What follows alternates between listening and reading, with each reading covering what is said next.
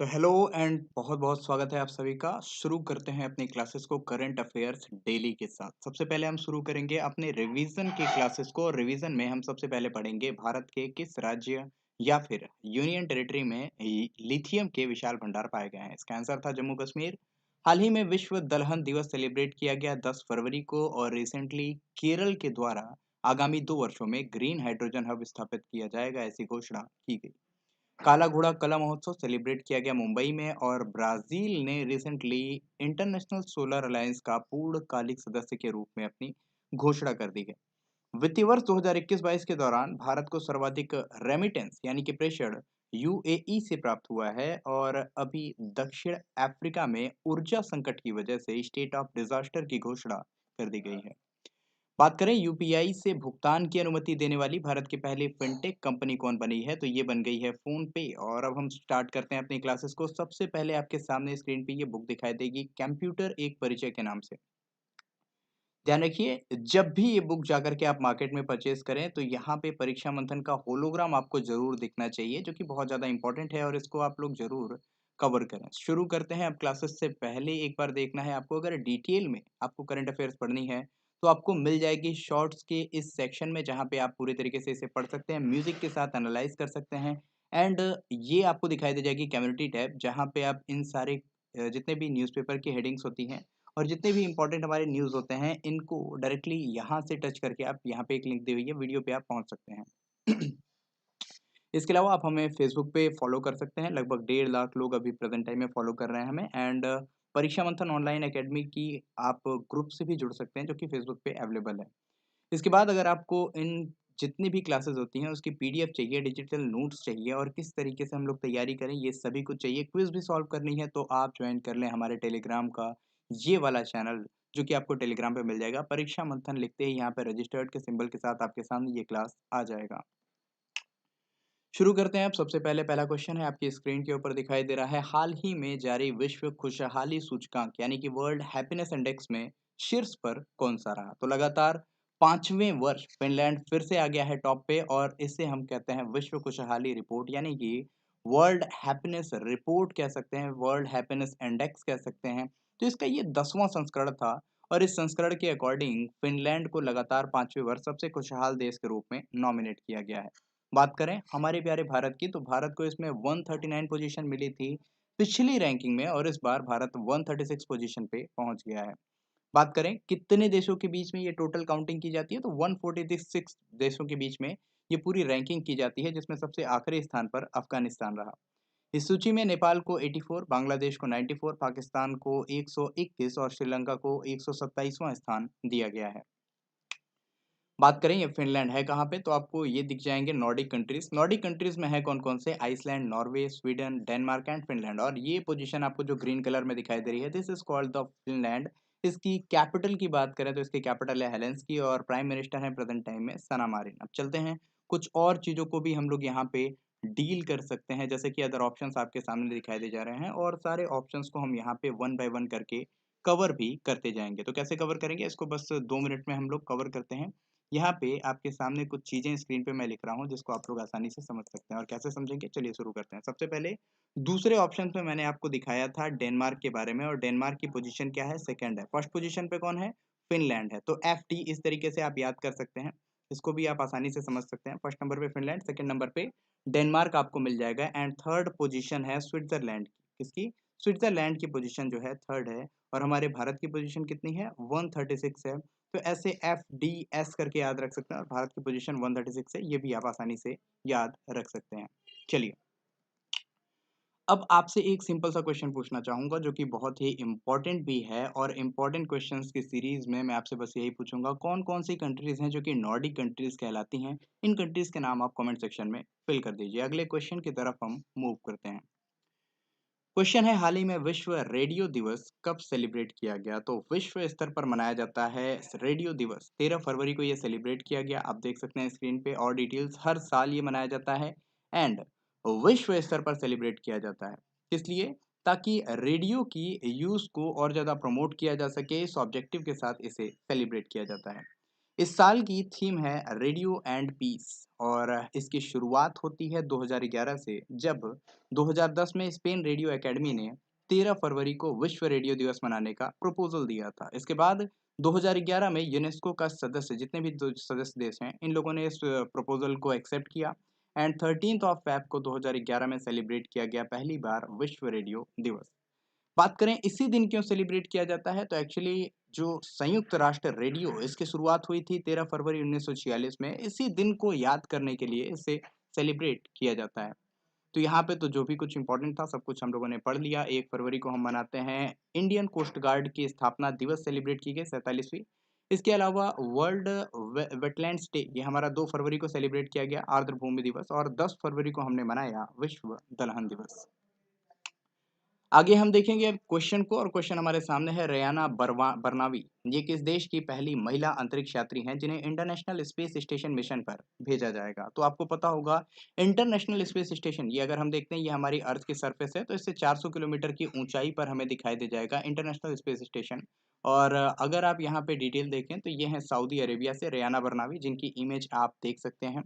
And ये पहली महिला अंतरिक्ष यात्री हैं सऊदी अरेबिया के जिन्हें इंटरनेशनल स्पेस स्टेशन के लिए सेलेक्ट किया गया है। बात करें तो इस साल अंतर्राष्ट्रीय अंतरिक्ष स्टेशन, जिसे आईएसएस के नाम से हम जानते हैं, इनके साथी अली एआई करनी के साथ 10 दिवसीय यात्रा पर भेजा जाएगा। ये अंतरिक्ष यात्री 2023 की दूसरी तिमाही में अंतरिक्ष स्टेशन की यात्रा करेंगे और AX2 अंतरिक्ष मिशन की टीम में शामिल है। देखिए इस तरीके से देख सकते हैं पूरी इनकी टीम बना करके भेजी जाएगी, और जो दोनों यात्री हैं इनको स्पेस एक्स की फॉल्कन 9 रॉकेट के जरिए भेजा जाएगा। और फ्लोरिडा में नासा के कैनेडी स्पेस स्टेशन के कॉम्प्लेक्स 39A से इसे लॉन्च किया जाएगा। तो ये पूरी डिटेलिंग हो गई। बाकी डिटेल की अगर बात करें तो सऊदी अरेबिया जो कि मोस्ट इंपॉर्टेंट है, इसकी कैपिटल है रियाद और करेंसी है रियाल। इसके अलावा अभी रिसेंटली महिलाओं को वोटिंग के राइट प्रोवाइड किए गए हैं, ड्राइविंग लाइसेंस के राइट्स प्रोवाइड किए गए हैं। ये सऊदी अरेबिया धीरे धीरे अपने ऑर्थोडॉक्स माइंडसेट को चेंज करते जा रहा है। अगर आगे हम बात करें अदर ऑप्शंस की तो यूएई आपको दिखाई दे जाएगा, जिसकी रिसेंटली नूरा अल मतरोशी यूएई की पहली महिला अंतरिक्ष यात्री बनी थी। बात करें यूएसए की तो यूएसए के मूल की पहली महिला अंतरिक्ष यात्री निकोल मान है। हालांकि यूएसए से बहुत सारे लोग अंतरिक्ष में जा चुके हैं, लेकिन यूएसए के मूल के जिनका जन्म ही यूएसए में हुआ है ऐसे लोगों की संख्या कम है, तो इसमें निकोल मान का नाम आप याद रखेंगे। इटली की अगर बात करें तो जियोर्जिया मेलोनी ये पहली महिला प्रधानमंत्री बनी है इटली की। और अब हम आगे चलेंगे अगले क्वेश्चन को डील करने। क्वेश्चन क्या है? क्वेश्चन ये कहता है कि एशिया के सबसे बड़े एयर शो एरो इंडिया 2023 जो कि 14वां संस्करण स्टार्ट किया गया है, इसका उद्घाटन कहाँ किया गया? आपके सामने ऑप्शंस हैं। और एक चीज आप ध्यान रखिए, अगर क्लासेस चल रही हैं और आपको ये क्लासेस बढ़िया लगती हैं तो please hit the like button.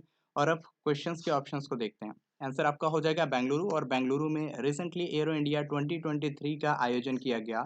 ये 14th संस्करण था और इसका भव्य उद्घाटन किया गया। ये इंटरनेशनल लेवल पे सेलिब्रेट किया जाता है एशिया के लेवल पे, और इसका उद्घाटन किया गया प्रधानमंत्री नरेंद्र मोदी जी के द्वारा। इस मेगा शो में 731 एग्जीबिटर्स भाग ले रहे हैं, जिसमें 633 डोमेस्टिक और 98 इंटरनेशनल लेवल हैं। इस बार की थीम है the runway to a billion opportunities, तो इसको आप याद रख सकते हैं। ये थोड़ा इंपॉर्टेंट है क्योंकि बहुत सारे एडिटोरियल्स में भी इसे कवर किया गया। अदर ऑप्शंस में अगर हम देखें तो बेंगलुरु, सबसे पहले तो बेंगलुरु आपको बताना है ये किस नदी के किनारे बसी हुई है, जो कि हमारे लिए बहुत ज़्यादा इंपॉर्टेंट हो जाता है। तो सिंपल सा क्वेश्चन है, ठीक है। चलिए, और ऑप्शंस की अगर हम लोग बात करें तो अभी रिसेंटली बेंगलुरु में ही इंडिया एनर्जी वीक यानी कि सप्ताह की स्टार्टिंग की गई। इसके अलावा हम अगर आगे बात करें तो ये किस नदी के, वृषभावती नदी के किनारे बसी हुई है, और ये कर्नाटका की कैपिटल है। इसरो का हेडक्वार्टर भी यहीं पे मिल जाता है। अदर ऑप्शंस में देखें तो मुंबई, जहां पे रिसेंटली काला घोड़ा कला महोत्सव सेलिब्रेट किया गया। फरीदाबाद की बात करें तो सूरजकुंड मेला इस बार का यहीं पे सेलिब्रेट किया गया, जो कि हरियाणा में सिचुएटेड है। इंदौर की बात करें तो 17वां प्रवासी भारतीय सम्मेलन जो कि इंदौर में सेलिब्रेट किया गया। तो आपको बताना है प्रवासी भारतीय सम्मेलन ये जो सेलिब्रेट किया गया इंदौर में 17वां, इसमें चीफ गेस्ट के रूप में किस देश के राष्ट्रपति को इनवाइट किया गया था? कमेंट सेक्शन में चेक करूंगा, देखते हैं किसका आंसर बिल्कुल करेक्ट हो जाता है। अगला क्वेश्चन, हाल ही में मोहम्मद शहाबुद्दीन चुप्पू ये किस देश के 22वें राष्ट्रपति चुने गए हैं? और इसका आंसर हो जाएगा बांग्लादेश। देख सकते हैं आरिफ अलवी की जगह, सॉरी यहाँ पे अब्दुल हामिद की जगह पे आरिफ अलवी तो पाकिस्तान के राष्ट्रपति हैं। तो मोहम्मद अब्दुल हामिद की जगह पर आ चुके हैं राष्ट्रपति प्रेजेंट टाइम में नए, कहाँ के? शहाबुद्दीन चुप्पू, कहाँ के?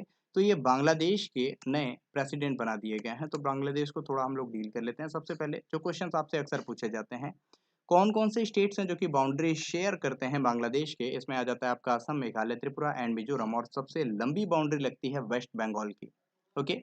यहाँ आपको डिटेल पूरी दिख जाएगी। मुख्य चुनाव आयुक्त के द्वारा बांग्लादेश के नए राष्ट्रपति की नियुक्ति भी की जा चुकी है, और यहाँ की प्राइम मिनिस्टर की फोटो आप देख सकते हैं। ये शेख हसीना प्रेजेंट टाइम में प्राइम मिनिस्टर ऑफ बांग्लादेश हैं। आगे कुछ चीज़ों को हम और डील करेंगे, जैसे कि संप्रीति एक्सरसाइज होती है इंडिया और बांग्लादेश के बीच में, और अब हम अदर ऑप्शंस को डील करें। सबसे पहले अगर हम नेपाल की बात करें, तो नेपाल के राष्ट्रपति हैं विद्या देवी भंडारी, और यहाँ के नए प्रधानमंत्री बन गए हैं प्रेजेंट टाइम में पुष्प कमल दहल प्रचंड। पाकिस्तान की बात करें तो इनके राष्ट्रपति हैं आरिफ अलवी, और प्रधानमंत्री प्रेजेंट टाइम में है शहबाज शरीफ। बात करें श्रीलंका की, तो यहाँ पे भी नए राष्ट्रपति चुने गए हैं जिनका नाम रानिल विक्रमसिंघे है, और नए प्रधानमंत्री चुने गए हैं जिनका नाम दिनेश गुणवर्धने है। अदर ऑप्शंस पे जाएं तो हम लोग पूरी तरह से डील कर चुके हैं। अब हम चलते हैं अगले क्वेश्चन की तरफ, और अगला क्वेश्चन कहता है आपसे, हाल ही में 5वें खेलो इंडिया यूथ गेम्स पदक तालिका, यानी कि ये किस चीज की बात कर रहे हैं? यहाँ मेडल टैली की बात कर रहे हैं, और इसमें सबसे अधिक मेडल्स किस देश, किस राज्य ने जीते हैं? और इसमें आंसर हो जाएगा आपका महाराष्ट्र। देख सकते हैं मेडल टैली पूरी तरीके से मध्य प्रदेश में इसको सेलिब्रेट किया, मतलब पूरी तरह से मध्य प्रदेश में आयोजित किया गया था, होस्ट किया गया था। और इसमें महाराष्ट्र फर्स्ट पोजीशन पे है, हरियाणा सेकंड पे है, और मध्य प्रदेश थर्ड पोजीशन पे है। डिटेल अगर देखें तो 2019 और 2020 में लगातार महाराष्ट्र फर्स्ट पोजीशन पे था, बट 2021 का जो गेम हुआ था, देखिए इसमें तो इसमें हरियाणा विनर रहा था।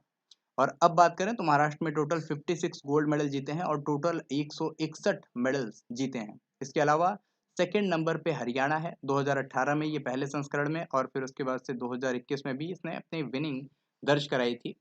इसी बीच महाराष्ट्र ने 2019, 20 और 2023 के संस्करण में जीत हासिल की है। मतलब सबसे अधिक बार कौन सी राज्य की टीम जीती है, तो ये हो जाएगी महाराष्ट्र। थर्ड नंबर पे सेकंड पे आता है हमारा हरियाणा, जो कि 41 स्वर्ण, 32 सिल्वर और 55 ब्रॉन्ज मेडल के साथ टोटल 128 मेडल्स हासिल कर चुका है। और जो मेजबान कंट्री है, जो होस्ट स्टेट है, सॉरी, ये जो मेजबान राज्य है मध्य प्रदेश, इन्होंने 39 गोल्ड मेडल, 30 सिल्वर मेडल और 27 ब्रॉन्ज मेडल जीत करके खेलो इंडिया यूथ गेम 2022 की इस मेडल टैली में थर्ड पोजीशन बना ली है। तो ये आपकी डिटेल्स हो गई। सेकंड पे हरियाणा है, और थर्ड पे मध्य प्रदेश है। उत्तर प्रदेश की अगर बात करें तो खेलो इंडिया यूनिवर्सिटी गेम्स, ध्यान रखेंगे, उत्तर प्रदेश के 4 राज्यों में आयोजित किया जाएगा, लखनऊ, नोएडा, वाराणसी और गोरखपुर। आगे चलते हैं और सारी चीज़ों को हम देखेंगे। तो आगे आपके सामने अगला क्वेश्चन आ जाता है। क्वेश्चन है, वर्ल्ड बैंक के द्वारा भूकंप राहत के लिए तुर्की को कितने बिलियन डॉलर की सहायता की घोषणा की गई है? तो इसमें रिसेंटली तुर्की को वर्ल्ड बैंक ने 1.78 बिलियन डॉलर का पैकेज दिया है, क्योंकि अभी हाल ही में क्या आया था, तो तुर्की में एक भूकंप के झटके आए थे, जिसके बारे में हम लोग पहले ही पढ़ चुके हैं। जहाँ पे आप देख सकते हैं, ये एक एनाटोलियन प्लेट है जो कि वेस्ट की तरफ स्लाइड करता है। आगे आपको अरेबियन प्लेट जो कि ऊपर के साइड में पुश करता हुआ दिखाई देगा, एंड अफ्रीकन प्लेट जो कि ऊपर के साइड में पुश करता है, जिस वजह से टर्की के इस वाले पोजीशन में, जो कि सीरिया नीचे है, इधर टर्की है, यहाँ पे एपिक सेंटर की वजह से बहुत ही बड़े लेवल पे 7.8 मैग्नीट्यूड का यहाँ पे अर्थक्वेक आया, जिससे भारी जन धन की हानि हुई। तो कुछ चीज़ें जो इम्पोर्टेंट है इसको मैं बता लूँ। सबसे पहले तो टर्की से आपसे क्वेश्चन पूछता है कि इसके जो हिस्से एशिया के पार्ट पार्ट में पड़ते हैं, इसे हम क्या बोलते हैं? तो इसे एनाटोलियन प्लेट के ऊपर है, तो इसे हम एनाटोलिया बोलते हैं। एंड जो पोर्शन, इतना बड़ा पोर्शन आप देख सकते हैं, ये कहाँ पे पड़ता है? इसका इसका ये वाला पोर्शन पड़ता है यूरोप के सेक्टर में, जिसे हम थ्रेस के नाम से जानते हैं, और यहीं पे स्थित है इनका एक मोस्ट इम्पॉर्टेंट सिटी, जिसे हम इस्तांबुल के रूप में जानते हैं, जो कि ट्रैफिक इंडेक्स 2021-22 में फर्स्ट पे भी रहा था। सबसे अधिक ट्रैफिक यहाँ देखने को मिला था। तो टर्की, जो कि अब तुर्की के नाम से जाना जाता है, क्योंकि यूनाइटेड नेशंस ने इसके नए नाम को भी प्रपोजल दे दिया था, तो ये आपके लिए इंपॉर्टेंट है। वर्ल्ड बैंक की अगर बात करें तो इसकी स्थापना 1994 में, सॉरी 1944 में हुई थी। 45 से ये पूरी अपनी एग्जीक्यूशन स्टार्ट करता है, एंड हेडक्वार्टर वॉशिंगटन डीसी में है। आपको बताना है ये वॉशिंगटन डीसी, जो कि अमेरिका की कैपिटल है, किस नदी के किनारे बसी हुई है? इसके आगे अगर बात करें तो वर्ल्ड बैंक के प्रेजेंट टाइम में अध्यक्ष हैं डेविड मालपास, और इसी के साथ अब हम आगे बढ़ते हैं, जो कि हमारे अगले क्वेश्चन की तरफ मूव होगा। क्वेश्चन है फरवरी 2023 में 12वें विश्व हिंदी सम्मेलन का आयोजन कहाँ किया जा रहा है और इसका आयोजन किया जा रहा है फिजी में। आप देख सकते हैं मैप में कुछ इस तरीके से ऑस्ट्रेलिया की कुछ इस पोजीशन में आपको दिख जाएगा फिजी, और फिजी जिसकी कैपिटल और मुद्रा ये आप लोग तुरंत कमेंट सेक्शन में बताएंगे। और अभी रिसेंटली 3 दिन के लिए वर्ल्ड हिंदी सम्मेलन का आयोजन किया जा रहा है। बात करें तो यहाँ पे एस जयशंकर 15 फरवरी को जाएंगे और 17 फरवरी तक यहाँ पे इसका आयोजन किया जाएगा। अब डिटेल अगर हम देखें तो डिटेल में क्या क्या चीजें हम देख सकते हैं। डिटेल में हम देखेंगे ये 12वां विश्व हिंदी सम्मेलन है। आयोजन कहाँ पे, तो फिजी में किया गया। एस जयशंकर इसमें गेस्ट बन करके जा रहे हैं। हिंदी को इंटरनेशनल लेवल पे प्रमोट करने के लिए इसे मनाया जा रहा है। अब आगे कुछ चीजों को और हम डील करें, जैसे कि उज्बेकिस्तान हम देख लेते हैं। उज्बेकिस्तान के समरकंद में इस बार का शंघाई कॉरपोरेशन ऑर्गेनाइजेशन 2022 का शीर्ष सम्मेलन आयोजित किया गया था। इंडोनेशिया की बात करें तो इंडोनेशिया के बाली में G20 का आयोजन किया गया था 2022 में। और जापान की बात करें तो क्वाड का शीर्ष सम्मेलन 2022 में हुआ था जापान में। तो ये आपके लिए इंपॉर्टेंट है, सारी चीजें कंप्लीट हो गई। हिंदी की बात करें तो हिंदी विश्व हिंदी दिवस 10 जनवरी को सेलिब्रेट किया जाता है। राष्ट्रीय हिंदी दिवस 14 फरवरी को सेलिब्रेट किया जाता है। तो ये आपके लिए इंपॉर्टेंट था। चलिए, यहाँ तो हमारी पूरी कंप्लीट हो गई चीजें। फिजिक्स के बारे में मुद्रा और इसकी राजधानी और इसके राष्ट्रपति सब कुछ आपके सामने लिखा हुआ है। और इसके अलावा हमने क्या है, यहाँ एक आपसे होमवर्क दिया हुआ था, ग्रीन बॉन्ड जारी करने वाला पहला नगर निकाय कौन बना, ये इंदौर बना है। आज का होमवर्क आपके लिए, चर्चा में रहे विक्टोरिया गौरी ने किस उच्च न्यायालय के न्यायाधीश के रूप में शपथ ली है, इसका आंसर जरूर करें। Thank you so much. जय हिंद, भारत माता की जय। मिलते हैं अगली क्लास में, तब तक के लिए शुभकामनाएं।